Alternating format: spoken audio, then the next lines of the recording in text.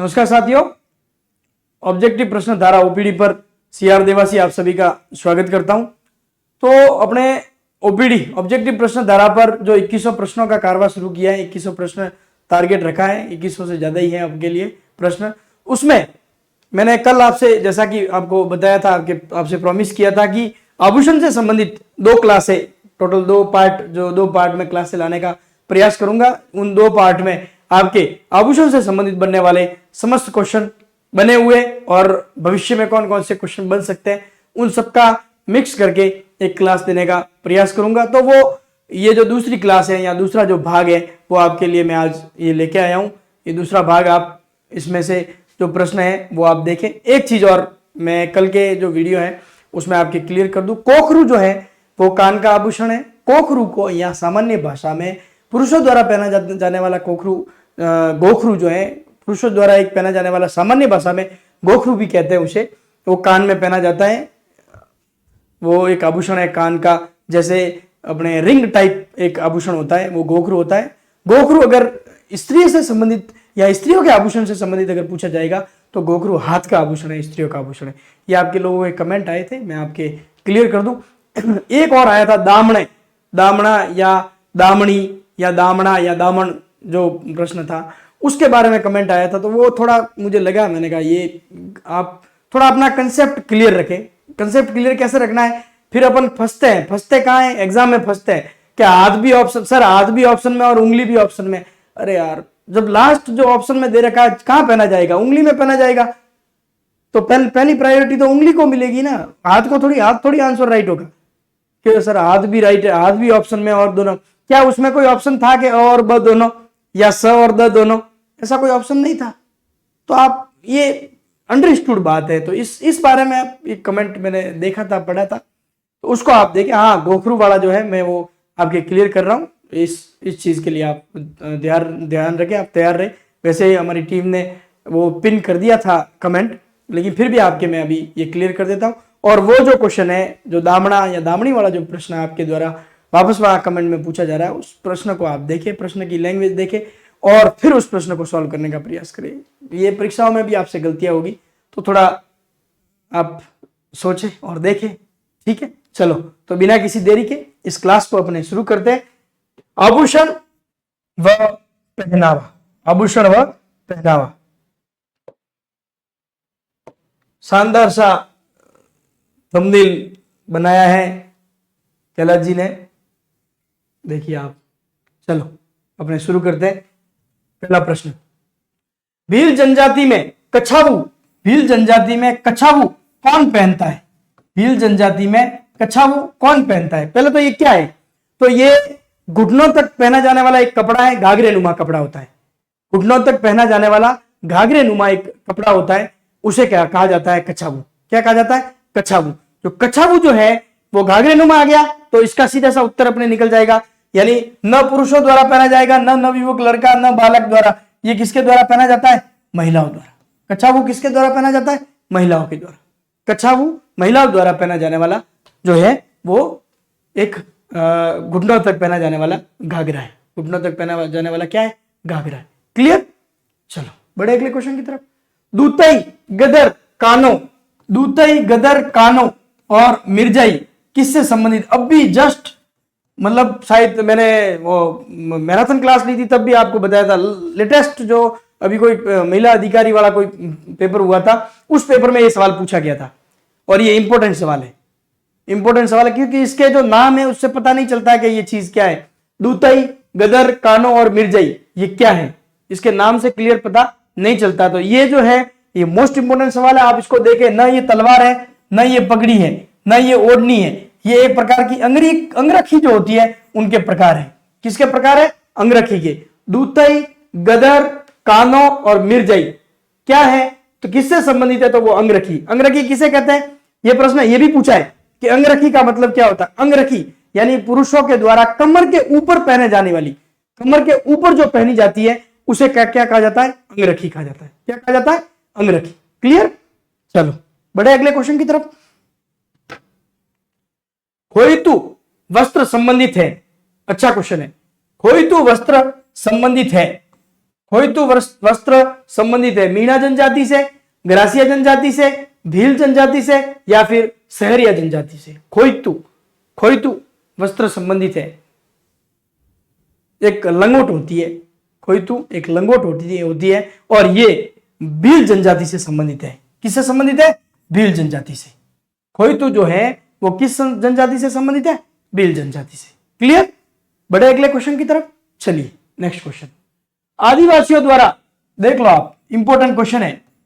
इसमें आपके इन दोनों क्लासों में मिलाकर लगभग मुझे विश्वास है कि आपके एक भी प्रश्न बाहर नहीं जाएगा। ठीक है, तो आदिवासियों द्वारा पहने जाने वाला सबसे प्राचीन वस्त्र कौन सा है? सबसे प्राचीन वस्त्र कौन सा है? इंपॉर्टेंट क्वेश्चन है। कटका, लुंगड़ा, चूनड़ या फिर नांदड़ा? कटका, लुंगड़, चूनड़ या फिर नांदड़ा, इनमें से कौन सा वस्त्र आदिवासियों द्वारा पहना जाने वाला प्राचीनतम वस्त्र है? प्राचीनतम वस्त्र कौन सा है?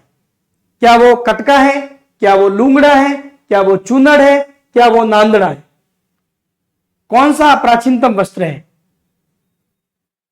तो इसका जो राइट आंसर है वो है आपके नांदड़ा। आई थिंक आंसर आ गया होगा, नांदड़ा। क्या है? नांदड़ा। इंपॉर्टेंट क्वेश्चन है। क्लियर? चलो बड़े अगले क्वेश्चन की तरफ। मोठड़े की पगड़ी पहनी जाती है। मोठड़े की पगड़ी पहनी जाती है। देखो, पगड़ियों को पहनने का अलग अलग अवसर के हिसाब से होता है। जैसे कशुमल रंग की कब पहनी जाएगी? तो वर्षा ऋतु में या श्रावण में पहनी जाती है। पीले और केसरिया रंग की कब पहनी जाती है? तो दीपावली पर पहनी जाती है। और मोठड़े वाली जो चुनरिया है या जो अपने साफा है या पगड़ी है वो कब पहनी जाती है? तो ये प्रश्न में है, ये इंपॉर्टेंट है। ठीक है, तो प्रश्न ये पूछा गया मोठड़े वाली, जैसे लहरिया वाली जो पगड़ी है वो कब पहनी जाती है? लहरिया श्रावण। वर्षा ऋतु में अगर आएगा तो कशुमल या कलर की पहनी जाती है। श्रावण में तीज के अवसर पर अगर पहनी जाएगी तो तीज के अवसर पर अपने क्या हो जाएगी? लहरिया जो ओढ़नी है, पगड़ी है वो पहनी जाती है। महिलाओं द्वारा लहरिया ओढ़ी जाती है, तो लहरिया पगड़ी जो है वो पहनी जाती है। ठीक है, दशहरे पर जैसे जरी वाली जो होती है वो पहनी जाती है पगड़ी। तो ये मोठड़े वाली जो पगड़ी है वो कब पहनी जाती है? तो वो पहनी जाती है अपने विवाह उत्सव पर। कब पहनी जाती है? विवाह उत्सव पर। विवाह उत्सव पर जो है वो कौन सी पहनी जाती है? मोठड़े वाली।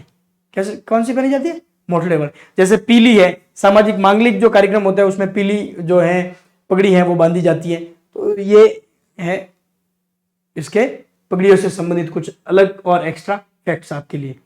अगले क्वेश्चन की तरफ बढ़ते हैं। निम्न में से कौन सा वस्त्र राजस्थान में प्रतिष्ठा सूचक माना जाता है? निम्न में से कौन सा वस्त्र राजस्थान में प्रतिष्ठा का सूचक माना जाता है? इंपॉर्टेंट है।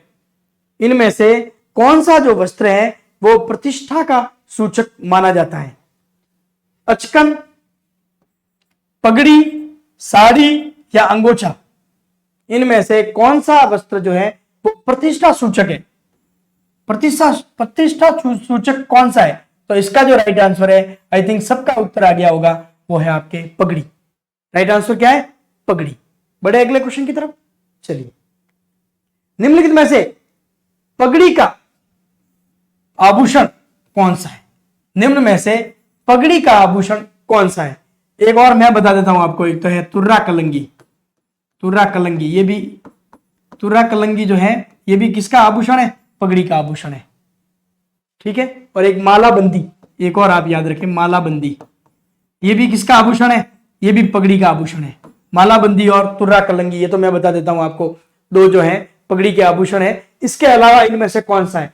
बलेवड़ा, सरपेंच, गोखरू या फिर जेला, इनमें से कौन सा पगड़ी का आभूषण है? तो इनमें से पगड़ी का जो आभूषण है वो आपके हैं सरपेच।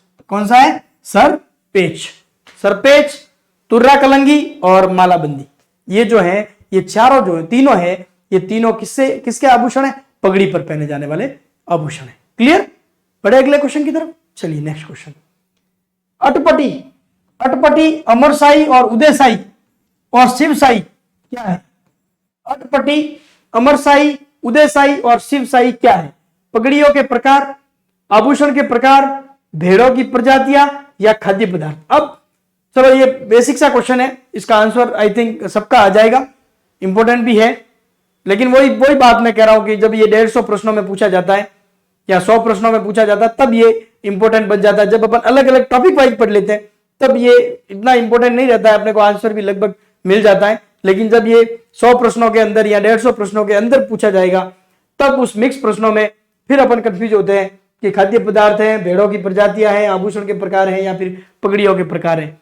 तो इसको अगर सही ढंग से याद करें और इसका जो राइट आंसर है वो है आपके पगड़ियों के प्रकार है। किसके प्रकार है? पगड़ियों के प्रकार है। क्लियर? चलो बड़े अगले क्वेश्चन की तरफ चलिए। विश्व आदिवासी दिवस, विश्व आदिवासी दिवस कब मनाया जाता है? विश्व आदिवासी दिवस कब मनाया जाता है? अब देखो, विश्व आदिवासी दिवस मनाने के लिए संयुक्त राष्ट्र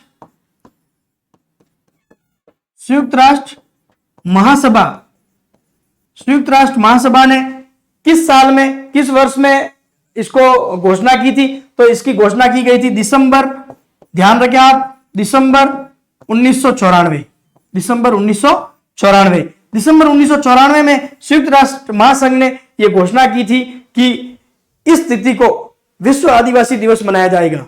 इन आदिवासी जनजातियों से संबंधित, आदिवासियों से संबंधित इनके अधिकारों की बात, इनके द्वारा किए गए त्याग, इनके द्वारा किए गए कार्यों का उल्लेख करने के लिए यह दिवस मनाया जाता है। तो यह दिवस मनाने की घोषणा संयुक्त राष्ट्र महासभा जो है उन्होंने की थी दिसंबर 1994 में, और यह मनाया जाता है अपने 9 अगस्त को। कब मनाया जाता है? 9 अगस्त को। कब मनाया जाता है? 9 अगस्त को। क्लियर? चलो बड़े अगले क्वेश्चन की तरफ।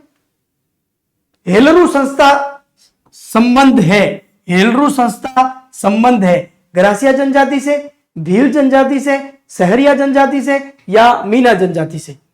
हेलरू संस्था का संबंध किससे है? हेलरू संस्था जो है इनके सामाजिक विकास और आर्थिक विकास के लिए कार्यरत है ये संस्था।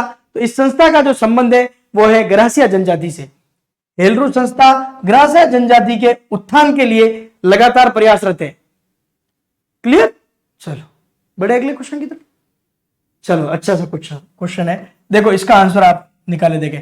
राजस्थान की लोक परंपरा किसी एक व्यक्ति या एक व्यक्ति समूह की सर्जना नहीं है। लोक परंपरा मानवता का स्वतः स्फूर्त अभिव्यक्ति है। बताइए, कथन ए और कथन आर, क्या ए और आर दोनों सही है? ए और आर दोनों गलत है, आर सही है और ए गलत है, ए सही है और आर गलत है। कथन कारण का सवाल है, इनमें से कौन सा सही है? राजस्थान की लोक परंपरा किसी एक व्यक्ति या एक व्यक्ति समूह की सर्जना नहीं करती। बिल्कुल सही बात है, ये किसी एक व्यक्ति या एक व्यक्ति समूह की सर्जना नहीं करती है राजस्थान की जो लोक परंपरा है। ठीक है। दूसरा, लोक परंपरा मानवता की स्वतः स्फूर्त अभिव्यक्ति है। बिल्कुल, ये भी बिल्कुल परफेक्ट सही है।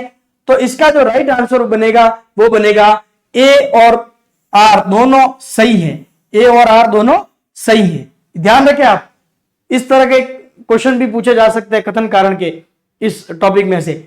दोनों आप ध्यान रखें, राजस्थान की लोक परंपरा किसी एक व्यक्ति या एक व्यक्ति समूह की सर्जना नहीं है, बिल्कुल सही बात है। और लोक परंपरा मानवता की स्वतः स्फूर्त अभिव्यक्ति है, यह भी बिल्कुल राइट बात है।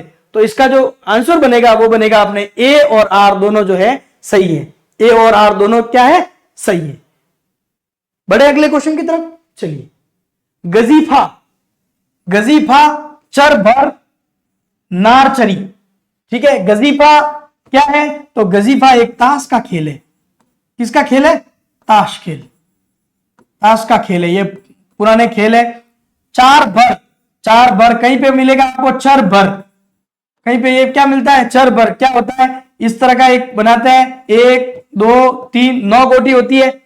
9 जो है खेलने के लिए इसमें गोलियां यूज की जाती है। उसमें जैसे ही ये तीनों सामने आ जाती है, तीनों जैसे ही एक लाइन में आती है तो ये होता है चर। ये जब चर हो जाता है तो उसके बदले में आगे वाला जो खेलने वाला होता है उसे भर, यानी एक घोड़ी उसको भरनी पड़ती है, एक जो गोटी है उसको देनी पड़ती है, कम हो जाती है उसके, तो उसको कहते हैं चर भर। खूब खेला होगा बचपन में, नहीं खेला? हमने तो खेला है। चर भर, यह है चर भर। ठीक है। फिर नारचरी, इसे ज्ञान चौपड़ भी कहते हैं। इसे क्या कहा जाता है? ज्ञान चौपड़ भी कहते हैं। ज्ञान चौपड़, इसे ज्ञान चौपड़ भी कहा जाता है। ये भी वही या तो कौड़ियों से या किसी की सहायता से या रंगीन पत्थर जो है वो लेकर वो बनाए जाते हैं और फेंका जाता है, और उनमें से जो अंक आते हैं उनके हिसाब, जो संख्या आती है उसके हिसाब से ये गेम खेला जाता है। तो ये सारे, ये तीनों के तीनों ये चीजें क्या है, तो ये है खेल है, ये प्राचीन जो है खेल है, प्राचीन खेल है। क्लियर? ग्रामीण संस्कृति से है तो इसकी जानकारी आपको लगभग होगी, शहरी संस्कृति से है जानकारी नहीं थी तो आज हो गई आपको जानकारी, आज ये जानकारी हो गई तो इसको याद रखें। क्लियर? चलो बड़े अगले क्वेश्चन की तरफ। मेवाड़ महाराणा के पगड़ी बांधने वाला व्यक्ति, मेवाड़ महाराणा के पगड़ी बांधने वाला व्यक्ति कहलाता है, मेवाड़ महाराणा के पगड़ी बांधने वाला व्यक्ति कहलाता है पानेरी, छड़ीदार, छापदार या जांगड़। मेवाड़ महाराणा के जो पगड़ी बांधता था उसे कहा जाता था छापदार। क्या कहा जाता था? छापदार। मेवाड़ महाराणा के पगड़ी बांधने वाला क्या कहलाता था? छापदार। क्लियर? चलो बड़े अगले क्वेश्चन की तरफ। मारवाड़ में दामनी क्या है? देखो मारवाड़ से पूछा, आप ध्यान रखें, मारवाड़ में दामनी क्या है? दामनी क्या है? मारवाड़ में दामनी क्या है? ओढ़नी का एक प्रकार, एक राजस्व कर, कलात्मक जूतियां या सिंचाई करने के औजार। अब देखो मैं वो वापस वही बात कहूंगा आपको, ये जब 100-150 क्वेश्चन में आएगा तब ये क्वेश्चन टफ पड़ेगा। यहां तो अपन आभूषण और वेशभूषा पहनावा यही पढ़ रहे हैं, तो इसमें तो सीधी सी बात है कि ये ऑप्शन तो होने से रहे, ये ऑप्शन तो सीधे सीधे आउट हो जाते हैं। तो आंसर जो है वो बच जाता है, ओढ़नी है। विधवा महिलाओं की जो ओढ़नी होती है उसे दामनी कहते हैं। क्या कहते हैं? उसे दामनी कहते हैं। क्लियर? कहीं पर दूसरी जो ओढ़नी होती है उसका नाम भी दामनी के रूप में प्रयोग करते हैं, लेकिन मूलतः विशेष रूप से इस जो दामनी है इसका प्रयोग किसके लिए किया जाता है? तो उनके लिए किया जाता है। क्लियर? चलो बड़े अगले क्वेश्चन की तरफ। ये वही ध्यान रखें आप, जब ये क्वेश्चंस आपके एग्जाम हॉल में आते हैं तब ये बहुत अति महत्वपूर्ण बन जाते हैं। ठीक है? चलो, राजस्थान में ताराभात की ओढ़नी, प्रसिद्ध सवाल है ये, कौन सी महिलाओं में प्रचलित है? ताराभात की ओढ़नी किस वर्ग की महिलाओं में प्रचलित है? प्रसिद्ध क्वेश्चन है, कई बार आरपीएससी ने पूछा, फेवरेट क्वेश्चन है आरपीएससी का। तो इसका जो राइट आंसर है वो आप बोले, कोई भी कमेंट आएगा ये इनसे संबंधित है, इनसे संबंधित भी है, लेकिन इसका जो राइट आंसर आरपीएससी ने जो माना है वही अपने को मानना है, और वो है आदिवासियों से संबंधित है। क्लियर? चलो अगला क्वेश्चन, अच्छा क्वेश्चन है। राजस्थानी संस्कृति में ओलंदी क्या है? राजस्थानी संस्कृति में ओलंदी क्या है? विवाह का एक प्रकार, देशी खेल, नववधु के साथ जाने वाली लड़की या स्त्री, या राजस्थानी लोकगीत। ओलंदी क्या है? ओलंदी क्या है? तो ओलंदी एक नववधु के साथ जाने वाली लड़की या स्त्री है। प्रथम बार जब विवाह के उपरांत जब विदाई समारोह होता है लड़की का, तब उस वधु के साथ उस परिवार से, अपने उसके पियर पक्ष से एक लड़की या एक महिला, एक स्त्री उस जो वधु है उसके साथ उसके ससुराल में जाती है। वो जो साथ जाती है उसे क्या कहा जाता है? तो उसे कहा जाता है ओलंदी। उसे क्या कहा जाता है? ओलंदी। क्लियर? चलो, तो इसका जो राइट आंसर है वो बन जाएगा अपने सर। बड़े अगले क्वेश्चन की तरफ चलिए। राजस्थान में उंदरिया पंथ, राजस्थान में उंदरिया पंथ किन में प्रचलित है? राजस्थान में उंदरिया पंथ किन में प्रचलित है? गरासिया जनजाति से, सहरिया जनजाति से, भील जनजाति से, या फिर मीना जनजाति से? उंदरिया पंथ का संबंध कौन सी जनजाति से है? उंदरिया पंथ का संबंध कौन सी जनजाति से है? तो उंदरिया पंथ का जो संबंध है, ये सीधा सीधा प्रश्न है, उंदरिया पंथ का संबंध जो है वो भील जनजाति से है।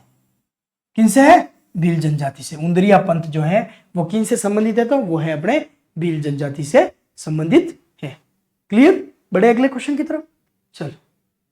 फोलरी, फोलरी, बंगड़ी, बोरला, बजट्टी, ये बजट्टी है, बजट्टी या बजद्दी भी मिलता है, और बाजूबंद आदि है। अब देखो आपके ये तो आ गया होगा, कि ये स्त्रियों के आभूषण है, चलो मैं टिक भी कर देता हूं। अब बताइए इनको, फोलरी क्या है? फोलरी पैरों में पहने जाने वाली जो अंगूठी होती है उसे फोलरी कहते हैं। पैरों में पहने जाने वाली अंगूठी है।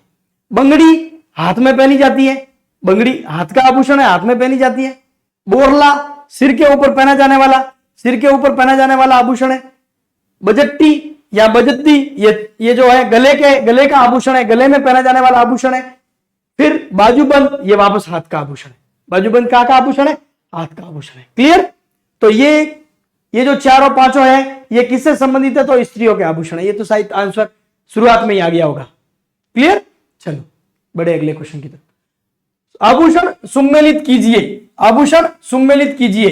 सिर पर, गले में, कमर में और पैर में कौन सा आभूषण पहना जाता है? कणकती, रिमझोला, हंसली या मेहमद? हंसली और मेहमद। तो देखते हैं इसको। मेहमद अपन ने कल पढ़ा था, सिर से संबंधित है मेहमद। गले में कौन सी पहनी जाती है? तो हंसली। कमर में कणकती और पैर में रिमझोल। रिमझोल तो पहले का चौथा, दोनों में है पहले का चौथा, ठीक है। दूसरे का तीसरा, दोनों में दूसरे का तीसरा है। फिर कमर का कणकती पहला और पैर का हो जाएगा रिमझोल। तो इसका जो राइट आंसर है वो बनेगा आपके 3 4 1 2। और यही पैटर्न, सेम पैटर्न मैं आपको सजेस्ट करूंगा कि यही पैटर्न आप परीक्षा में अपनाएं। जब भी मिलान वाला सवाल आए तब ये ध्यान रखना, यहां तो 2 तक ही था, वहां 3 तक होगा, चौथा चेंज हो जाता है। तो अपना ध्यान चौथे ऑप्शन तक नहीं जाता है, 3 ऑप्शन में ही, और अपन टिक करके ओएमआर शीट में भर देते हैं। तो ये ध्यान रखे, यही पैटर्न रखे आप कि भाई यहां ये दोनों में ये भी है, इसमें भी है, इसमें भी है। कोई टाइम नहीं जाता है, 2-4 सेकंड, लेकिन प्रश्न राइट हो जाता है तो सिलेक्शन हो जाता है। प्रश्न राइट हो जाता है तो सिलेक्शन हो जाता है। इसलिए इसी पैटर्न को आप अपनाएं और जो क्वेश्चन है उसको राइट करने का प्रयास करें। क्लियर? चलो बड़े अगले क्वेश्चन की तरफ। हालरो पहना जाता है, हालरो पहना जाता है, हार यानी हार, हालरो एक प्रकार से हार से आप ले सकते हो। तो पुरुषों द्वारा बाजू पर, महिलाओं द्वारा गले पर, महिलाओं द्वारा ललाट पर या पुरुषों द्वारा सिर पर। हार, अब हार कहां पहना जाएगा? गले में। तो सीधा सा आंसर आ गया इसका, महिलाओं द्वारा गले में पहना जाने वाला या गले पर पहना जाने वाला। हालरो जो है महिलाओं द्वारा कहां पहना जाता है? गले में पहना जाता है। क्लियर? बड़े अगले क्वेश्चन की तरफ। चौप, चौप नामक आभूषण शरीर के किस अंग पर पहना जाता है? इसके बाद मैं इस प्रश्न का भी उत्तर चाहूंगा। चूप, अगर चौप नहीं आगे चूप आ जाता है तो क्या आंसर होगा? चौप नामक आभूषण शरीर के किस अंग पर पहना जाता है? चौप नामक आभूषण शरीर के किस अंग पर पहना जाता है? क्या वो गर्दन का आभूषण है, कलाई का आभूषण है, मस्तक का आभूषण है या नाक का आभूषण है? चौप, चौप नामक जो आभूषण है वो किससे संबंधित है या कहां पहना जाता है? तो चौप जो आभूषण है वो नाक में पहना जाता है। कहां पहना जाता है? नाक में। अब बताइए चूप, चूप का संबंध किससे है? तो याद रखे, चौप आया तो साथ साथ चूप को भी याद रखे। चूप जो है वो दांत का आभूषण है। किसका आभूषण है? दांत में पहना जाता है। कहां पहना जाता है? दांत में। क्लियर? बड़े अगले क्वेश्चन की तरफ चलिए। Next question.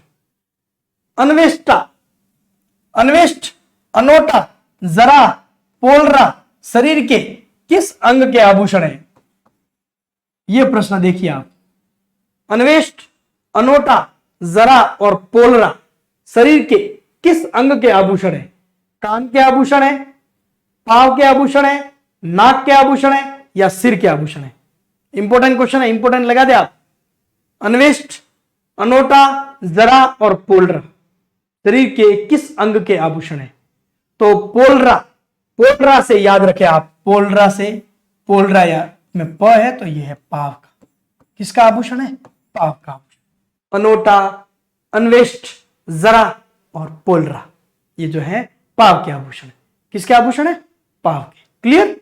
बड़े अगले क्वेश्चन की तरफ लीजिए। अगला क्वेश्चन। ते धड़ आभूषण पहना जाता है, ते धड़ आभूषण पहना जाता है स्त्रियों के सिर पर, स्त्रियों के हाथों में, स्त्रियों के पैरों में या स्त्रियों के कानों में? बताइए। ते धड़ आभूषण कहां पहना जाता है? स्त्रियों के सिर में, स्त्रियों के हाथों में, स्त्रियों के पैरों में या फिर स्त्रियों के कानों में। ते धड़ आभूषण का संबंध है। तो आप इंपॉर्टेंट क्वेश्चन है, इसको भी याद रखें। इससे पीछे वाला भी इंपॉर्टेंट, ये भी वेरी इंपॉर्टेंट क्वेश्चन है। तेदड़ जो है वो स्त्रियों द्वारा पैरों में पहना जाने वाला आभूषण है। तेदड़ जो है स्त्रियों द्वारा पैरों में पहना जाने वाला आभूषण है। क्लियर? बढ़े अगले क्वेश्चन की तरफ। चलो, पोत, पोत हाकर सरी आभूषण पहना जाता है। लीजिए, सारे एकदम जो यूनिक नाम है वो लेके, सिंपल से नाम से तो अपने को आंसर लगभग मिल जाता है। यूनिक जो नाम होते हैं वही एग्जाम में पूछे जाते हैं और वो वही टफ बन जाते हैं। नॉर्मल सा पूछा जाएगा तो सही होने की संभावना लगभग सबके सही होता है। जब क्वेश्चन एकदम अलग यूनिक नाम जो होते हैं आभूषणों के उससे पूछा जाता है तब ये टफ बन जाता है। तो पोत हाकर सरी आभूषण कहां पहना जाता है? नाक में, कान में, गले में या पैरों में? पोत हाकर सरी आभूषण पहना जाता है। तो पोत हाकर और सरी जो है वो गले के आभूषण है। किसके आभूषण है? गले के आभूषण है। पोत हाकर और सरी क्या है? गले के आभूषण है। क्लियर? बड़े अगले क्वेश्चन की तरफ चलिए। राजस्थान में चूनी और बारी शरीर के किस अंग में पर पहने जाते हैं? राजस्थान में चरी और बारी किस अंग पर पहने जाते हैं? राजस्थान में चरी और बारी किस अंग पर पहने जाते हैं?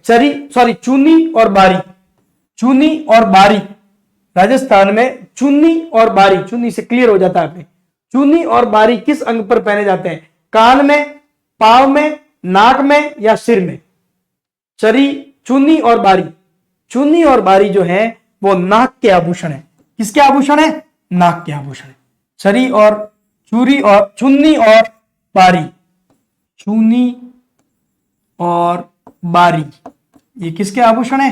तो ये नाक के आभूषण है।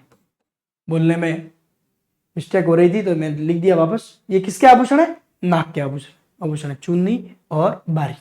क्लियर? बड़े अगले क्वेश्चन की तरफ चलिए। तो ये आभूषण और पहनावा से संबंधित जो अपने जो क्लास थी, 2 क्लासें लेकर आपके लिए ये जो टॉपिक है ये क्लियर करवाने का प्रयास किया गया। अब मुझे पूर्ण विश्वास है और आप विश्वास रखें कि आपके इन 2 टॉपिक में से क्वेश्चन कोई गलत नहीं होगा, कोई बाहर नहीं जाएगा। आप इन क्लासों को देखने के बाद, जब इन क्लासों को देख लो उसके बाद अपने जो नोट्स है, अपनी जो किताब है उनको एक बार खोल के इस टॉपिक को जरूर देखना। तो आपके 100% रिवीजन ओके हो जाएगा और आपके इस टॉपिक से और जो भी टॉपिक अब तक पढ़े हैं उन टॉपिक को भी इसी तरह इसी पैटर्न पर आप देखें तो एक भी क्वेश्चन आपके गलत नहीं होगा, एक भी प्रश्न आपके गलत होने की संभावना नहीं रहेगी। ठीक है, चलो मिलेंगे अगली क्लास में। रविवार को अपने लाइव क्लास है 12 बजे, उसमें मिलेंगे। तब तक के लिए सभी को राम राम, जय हिंद।